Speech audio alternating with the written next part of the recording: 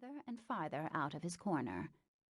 And when one very lively boy came down so swiftly that he could not stop himself, but fell off the banisters with a crash that would have broken any head, but one rendered nearly as hard as a cannonball by 11 years of constant bumping, Nat forgot himself and ran up to the fallen rider, expecting to find him half dead.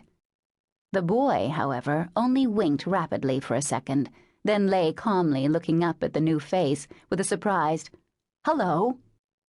"Hello," returned Nat, not knowing what else to say, and thinking that form of reply both brief and easy.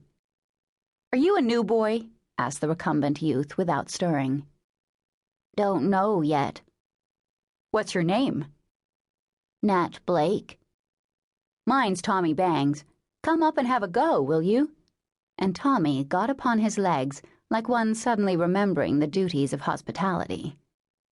"Guess I won't till I see whether I'm going to stay or not," returned Nat, feeling the desire to stay increase every moment. "I say, Demi, here's a new one. Come and see to him." And the lively Thomas returned to his sport with unabated relish. At his call, the boy reading on the stairs looked up with a pair of big brown eyes, and after an instant's pause, as if a little shy, he put the book under his arm and came soberly down to greet the newcomer, who found something very attractive in the pleasant face of this slender, mild-eyed boy. "Have you seen Aunt Jo?" he asked, as if that was some sort of important ceremony. "I haven't seen anybody yet but you boys. I'm waiting," answered Nat. "Did Uncle Laurie send you?" proceeded Demi, politely but gravely. "Mr. Lawrence did." "He is Uncle Laurie, and he always sends nice boys." Nat looked gratified at the remark, and smiled in a way that made his thin face very pleasant. He did not know what to say next, so the two stood staring at one another in friendly silence till the little girl came up with her doll in her arms. She was very like Demi, only not so tall, and had a rounder, rosier face and blue eyes. "This is my sister, Daisy," announced Demi, as if presenting a rare and precious creature. The children nodded to one another, and the little girl's face dimpled with pleasure as she said affably, "I hope you'll stay. We have such good times here, don't we, Demi?" "Of course we do. That's what Aunt Jo has Plumfield for." "It seems a very nice place indeed," observed Nat, feeling that he must respond to these amiable young persons. "It's the nicest place in the world, isn't it, Demi?" said Daisy, who evidently regarded her brother as authority on all subjects. "No, I think Greenland, where the icebergs and seals are, is more interesting.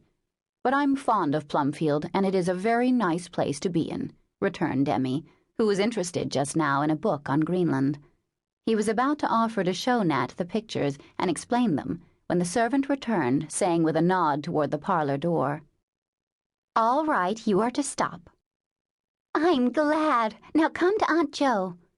And Daisy took him by the hand with a pretty, protecting air, which made Nat feel at home at once. Demi returned to his beloved book, while his sister led the newcomer into a back room, where a stout gentleman was frolicking with 2 little boys on the sofa, and a thin lady was just finishing the letter which she seemed to have been rereading. "Here he is, Auntie," cried Daisy. "So this is my new boy.